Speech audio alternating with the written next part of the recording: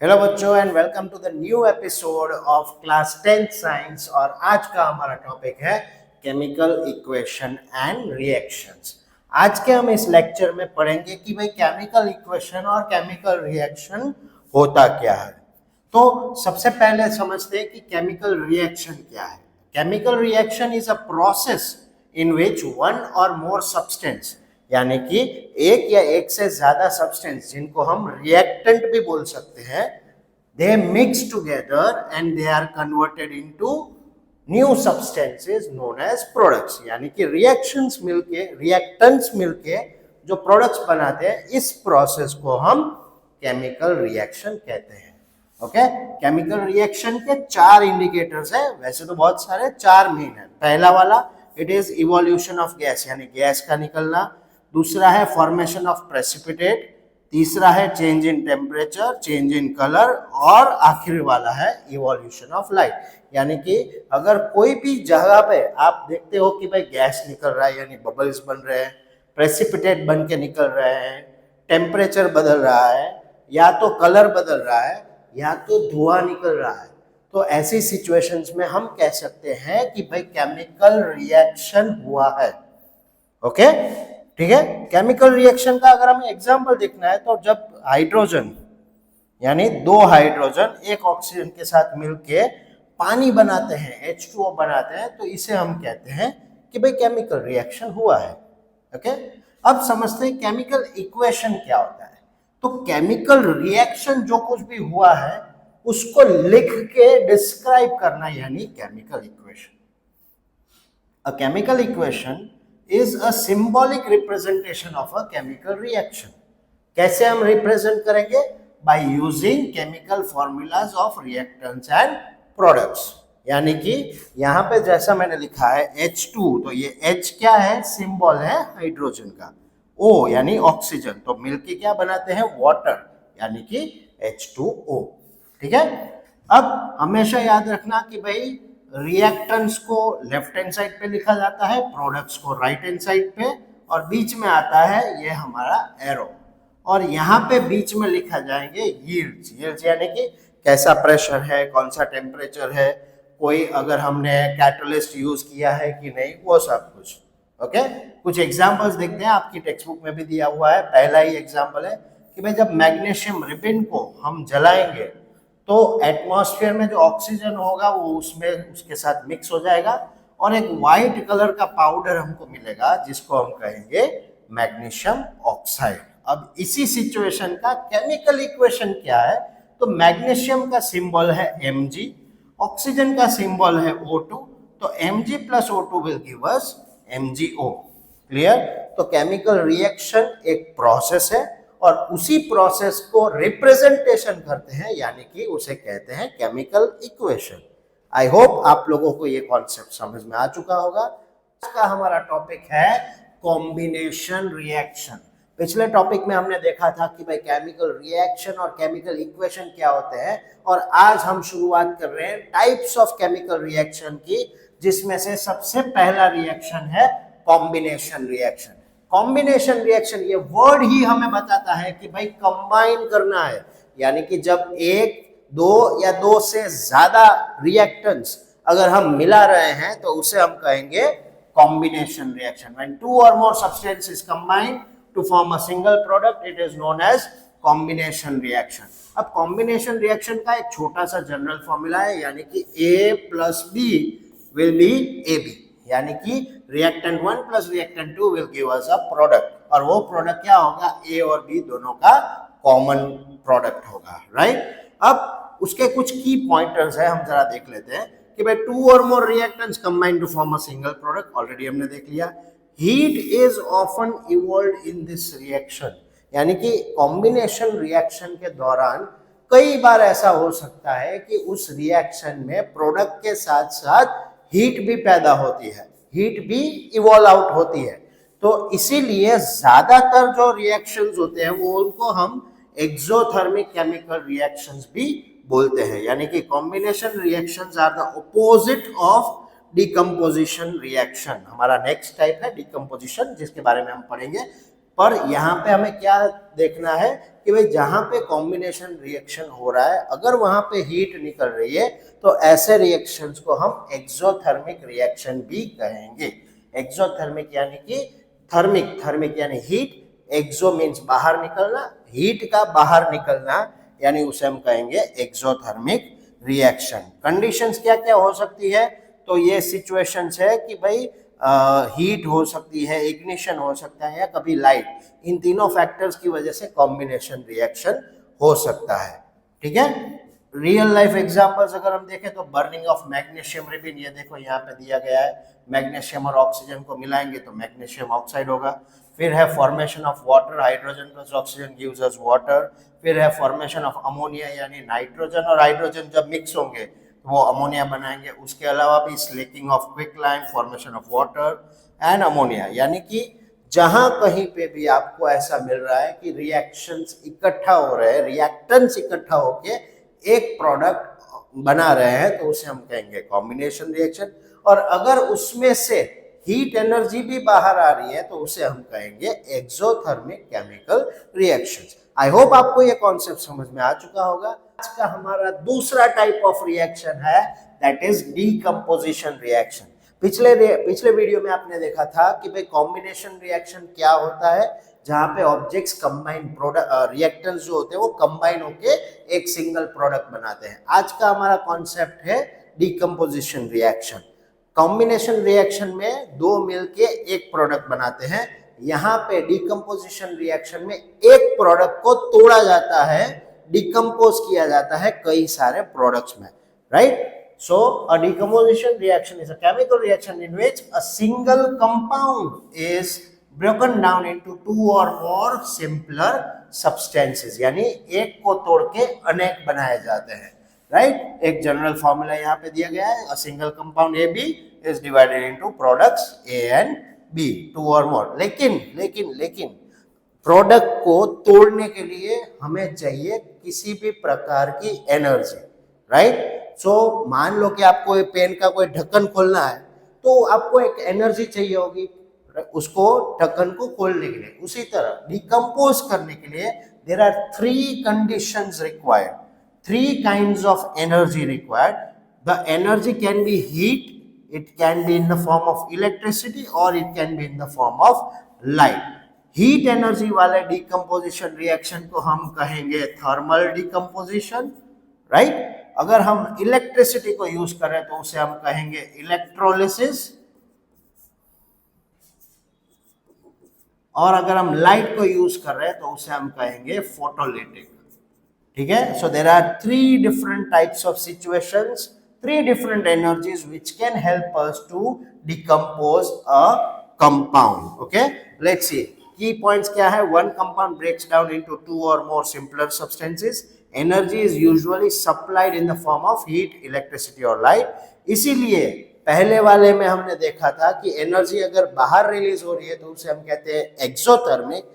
यहाँ पे एनर्जी को हम इनबाउंड कर रहे हैं, अंदर डाल रहे हैं, इसलिए ऐसे रिएक्शंस को हम कहेंगे endothermic reactions। decomposition reactions are the opposite of combination reaction, क्योंकि combination में जोड़ा जाता है, decomposition में तोड़ा जाता है। types of reaction, decomposition reaction के it depends इन तीनों के ऊपर कि भाई अगर हीट वाला है तो उसे हम थर्मल डिकम्पोजिशन कहेंगे, इलेक्ट्रिसिटी वाला है तो उसे हम इलेक्ट्रोलिसिस कहेंगे, और अगर लाइट की मदद से हो रहा है तो उसे हम फोटोलिटिक डिकम्पोजिशन कहेंगे। एक यहाँ पे रियल लाइफ का एक एग्जांपल आपको बता देता हूँ कि भाई अगर आप कैल्शियम कार्बोनेट यानी कि लाइमस्टोन चूना, उसको अगर हम हीट करेंगे तो वो क्या कन्वर्ट हो जाएगा, क्विकलाइम में कन्वर्ट हो जाएगा। That is the example of heating. Electrolysis का अगर एक एग्जांपल देखें तो इलेक्ट्रोलिसिस ऑफ वाटर, पानी में अगर हम करंट सप्लाई करते हैं तो पानी में से हाइड्रोजन और ऑक्सीजन दोनों को हम सेपरेट कर सकते हैं। और उसी तरह अगर हम फोटोलिटिक डिकम्पोजिशन की बात करें तो सिल्वर क्लोराइड को यानी कि AgCl को अगर हम सनलाइट में रख देते हैं तो उसमें से भी हम सिल्वर और क्लोराइड दोनों को डिकम्पोज कर सकते हैं, दोनों को अलग अलग कर सकते हैं। और भी साथ में यहाँ पे तीन और एग्जाम्पल्स आपको दिए गए हैं। पहला वाला है it is about calcium carbonate converted into calcium oxide and carbon dioxide. दूसरा है इलेक्ट्रोलिसिस ऑफ वाटर, यानी water is decomposed into hydrogen and oxygen.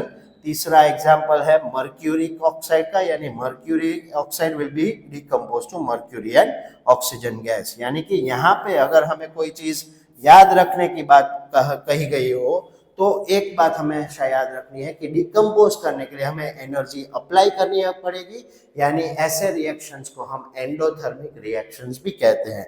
Decomposition reactions के 3 टाइप्स होते हैं, thermal decomposition, electrolysis decomposition and last one is photolytic decomposition. I hope आपको ये concept समझ में आ गया होगा। का हमारा टॉपिक है डिस्प्लेसमेंट रिएक्शन। इसके पहले हमने टाइप्स ऑफ रिएक्शन में कॉम्बिनेशन और डिकम्पोजिशन रिएक्शन देखा था। आज का हमारा टॉपिक है डिस्प्लेसमेंट रिएक्शन। डिस्प्लेसमेंट रिएक्शन का मतलब होता है कि जब कोई एक मोर रिएक्टिव एलिमेंट किसी लेस रिएक्टिव एलिमेंट की जगह ले लेता है, उस प्रोसेस को, उस टाइप ऑफ रिएक्शन को हम कहते हैं डिस्प्लेसमेंट रिएक्शन। एग्जाम्पल के तौर पे एक है ए नाम का एलिमेंट और एक कंपाउंड है बी और सी एलिमेंट से बना हुआ। तो जब ए जाके बी की जगह ले लेता है और बन जाता है एक नया कंपाउंड ए सी, तो ये हो जाएगा उसका डिस्प्लेसमेंट रिएक्शन। एक छोटा सा लेकिन बहुत ही काम का डिस्प्लेसमेंट काम का रिएक्शन होता है, क्योंकि इसी के बेसिस पे आपके टॉपिक में आने वाली है रिएक्टिविटी सीरीज। रिएक्टिविटी सीरीज यहाँ पे दी गई है। सबसे ज्यादा रिएक्टिव होता है के और सबसे कम रिएक्टिव है एयू। ओके, अगर इस सीरीज को हमें याद रखना है तो हमें एक छोटा सा एक्रोनिम, मतलब कि एक छोटी सी स्टोरी लाइन याद रखनी होगी। दैट इज, केदारनाथ का माली आलू जरा फीके पकाता है क्योंकि हमेशा उसका ध्यान चांदी सोने में रहता है। ओके, क्लियर है? के यानी केदार, एन यानी नाथ, का माली आलू जरा फीके पकाता है क्योंकि हमेशा उसका ध्यान चांदी सोने में रहता है। ये सीक्वेंस है हमारी रिएक्टिविटी सीरीज। रिएक्टिविटी सीरीज के अंदर हम क्या डिकोड कर रहे हैं कि अगर मान लो कि Na का रिएक्शन हो रहा है Fe के साथ, तो Na जाके Fe की जगह ले लेगा और Fe को फेंक देगा वो बाहर। Okay, that is what we call the displacement reaction. More reactive element displaces a less reactive element from its compound. The reactivity of the elements determine whether displacement will occur or not. If the element added is less reactive, then the element in the compounds no reaction takes place. यानी कि मान लो ये A नाम का जो element है वो अगर B से कम है, लेस रिएक्टिव है, तो रिएक्शन होगा ही नहीं। और कभी कभी आगे इसके कुछ एग्जाम्पल्स अगर हम देखते हैं तो देखो यहाँ पे CuSO4 यानी, और जब वो जिंक के साथ रिएक्ट करता है तो जिंक क्या करेगा, जिंक जाके Cu की जगह ले लेगा, बन जाएगा जिंक ZnSO4 जिंक सल्फेट, और कॉपर को बाहर अकेला छोड़ देगा। Iron displaces copper from copper sulphate. CuSO4 में जब आयरन डालेंगे हम तो क्या होगा, Fe किसकी जगह ले लेगा, Cu की, FeSO4, और कॉपर डिस्प्लेस हो जाएगा। उसी तरह ZnSO4 जब Cu के साथ रिएक्ट करेगा तो क्या होगा, कुछ नहीं होगा। क्यों कुछ नहीं होगा? क्योंकि Zn यहाँ पे है और Cu यहाँ पे। Zn ऑलरेडी मोर रिएक्टिव है, तो मोर रिएक्टिव में जब हम लेस रिएक्टिव चीज डालेंगे तो कोई रिएक्शन नहीं होगा, वो लेस रिएक्टिव वैसे का वैसा ही पड़ा रहेगा। आई होप आप लोगों को ये डिस्प्लेसमेंट रिएक्शन समझ में आ चुका होगा। This is the part 1 of the displacement reaction. Topic double displacement reaction and precipitation reaction. Class 10th science में फर्स्ट चैप्टर के अंदर हमने अब तक देखे 3 प्रकार के reactions, 3 types of reactions. One is combination, second was decomposition, and yesterday we show that was displacement reaction. और आज हम देखने वाले हैं double displacement reaction. So in a double displacement reaction, the ions of 2 compounds exchange their places to form 2 new compounds. यानी कि मान लो कि हमारे पास 2 कंपाउंड्स हैं, एक कंपाउंड ए बी है और एक कंपाउंड सी डी है, तो ये दोनों अपने आयंस को एक्सचेंज करते हैं। यानी कि जो A है वो D के साथ चला जाएगा, AD बन जाएगा। B जो है वो C के साथ चला जाएगा, CB बन जाएगा। हाउ इट वर्क्स, अगर A पॉजिटिव है, B नेगेटिव है, C पॉजिटिव है और D नेगेटिव है, तो इसका नेगेटिव इसके पॉजिटिव के साथ, इसका नेगेटिव इसके पॉजिटिव के साथ, मतलब कि opposites will attract each other but they will exchange the ions. Okay, the best example we can see over here is, say for example, if we have NaCl and we are adding it to potassium nitrate KNO3, तो क्या होगा, Na जो है यहाँ पे वो NO3 के साथ चला जाएगा, NaNO3 बन जाएगा और KCl यानी कि पोटेशियम क्लोराइड बन जाएगा. So two compounds react by exchanging their ions. All double displacement reaction, they do not produce a precipitate gas or water. यानी कि इस रिएक्शन के बाद कभी कभी या तो उसमें प्रेसिपिटेट बन सकता है, कभी उसमें से गैस लिबरेट हो सकता है और कभी कभी उसमें से पानी भी निकल सकता है. लेकिन ऐसा जरूरी नहीं है कि हर एक डबल डिस्प्लेसमेंट रिएक्शन में ऐसा हो. They include reactions of precipitation, gas formation and neutralisation reaction. अगर डबल डिस्प्लेसमेंट रिएक्शन के टाइप्स की बात करें तो there are 3 types. One is precipitation reaction जिसमें इनसॉल्युबल सब्सटेंस यानी प्रेसिपिटेट बनते हैं. वन इज गैस फॉर्मेशन जिसमें से गैस प्रोड्यूस होती है. एंड वन इज न्यूट्रलाइजेशन यानी कि एसिड रिएक्ट करता है बेस के साथ और वो दो चीज बनाता है. एक बनाता है वो है सॉल्ट और दूसरा बनाता है वो है water. Okay, so this is your double displacement reaction. ये जो प्रेसिपिटेशन रिएक्शन है वो एग्जाम में बहुत बार पूछा गया है. So let us understand what do we mean by precipitation reaction. A precipitation reaction is a type of double displacement reaction in which insoluble solid precipitates are formed. क्या बन रहा है उसमें? इनसॉल्युबल सॉलिड प्रेसिपिटेट बन रहे हैं, इसीलिए उस रिएक्शन को हम प्रेसिपिटेशन रिएक्शन के नाम से जानते हैं. मान लो कि भाई AB और CD हमारे पास दो कंपाउंड्स है और उसमें से बन रहे हैं AD और CB. लेकिन AD एक ऐसा कंपाउंड बना है जिसके अंदर छोटे छोटे इनसॉल्युबल प्रेसिपिटेट्स है.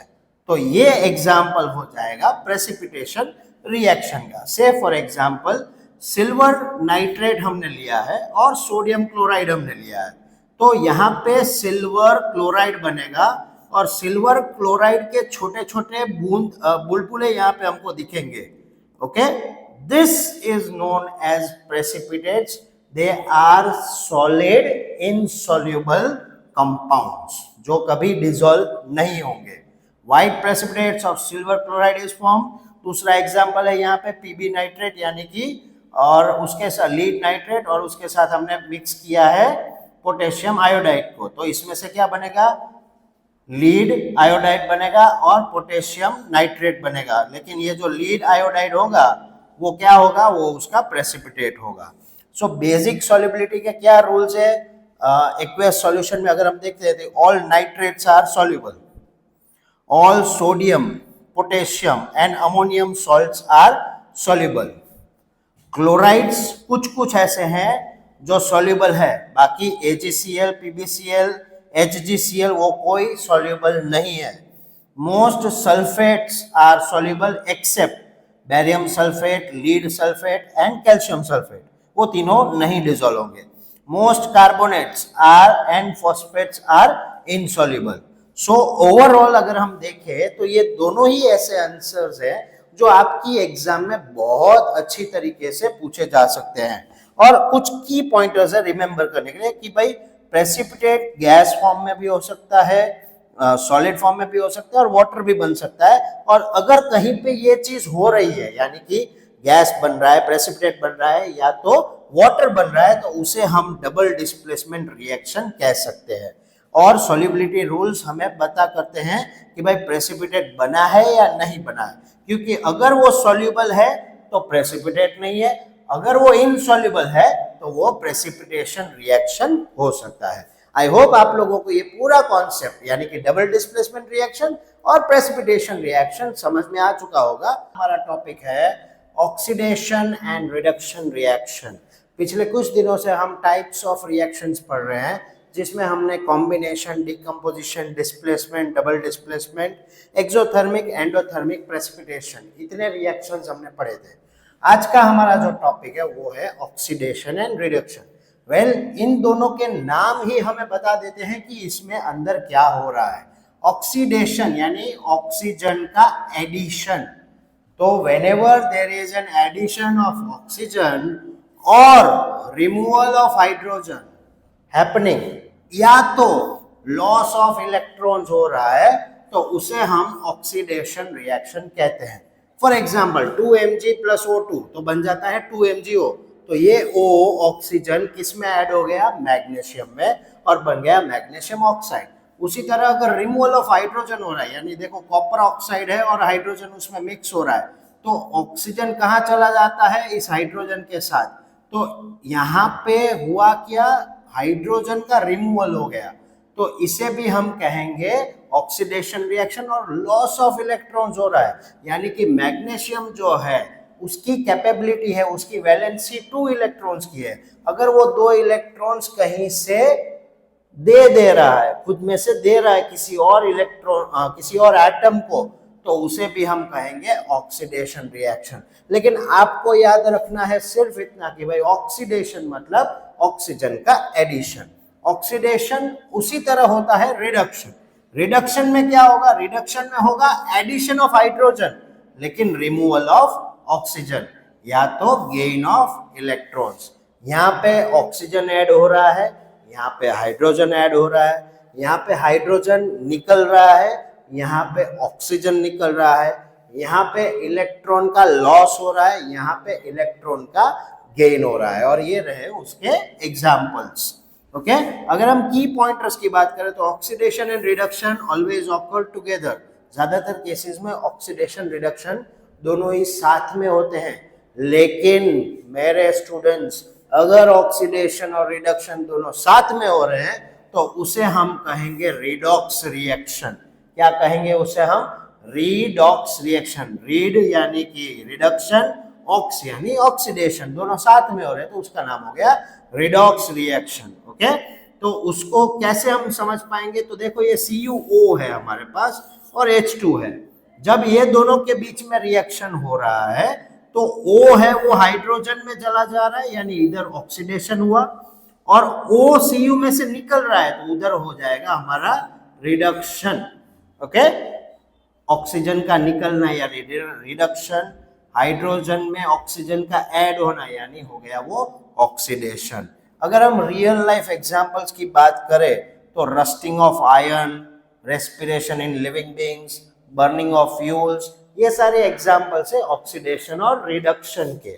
ठीक है, अगर हमें आइडेंटिफाई करना है कि क्या हो रहा है, उसका कोई शॉर्टकट है क्या हमारे पास, तो addition of oxygen is oxidation, removal of oxygen is reduction, addition of hydrogen is reduction, removal of hydrogen is oxidation, loss of electron is oxidation, gain of electron is reduction। एक और बात है जिसे आप याद रख सकते हो, वो है ऑयल रिग, यानी कि oxidation is loss, reduction is gain. I hope आप लोगों को ये पूरा कॉन्सेप्ट समझ में आ चुका होगा। और आज का हमारा टॉपिक है इफेक्ट्स ऑफ ऑक्सीडेशन, यानी कि ऑक्सीडेशन की असर हमें कहाँ देखने को मिलती है। इसके प्रैक्टिकली 2 एग्जांपल्स आपकी टेक्स्ट बुक में दिए गए हैं, एक है कोरोजन और दूसरा है रेनसिडिटी। चलिए देखते हैं कोरोजन में क्या होता है।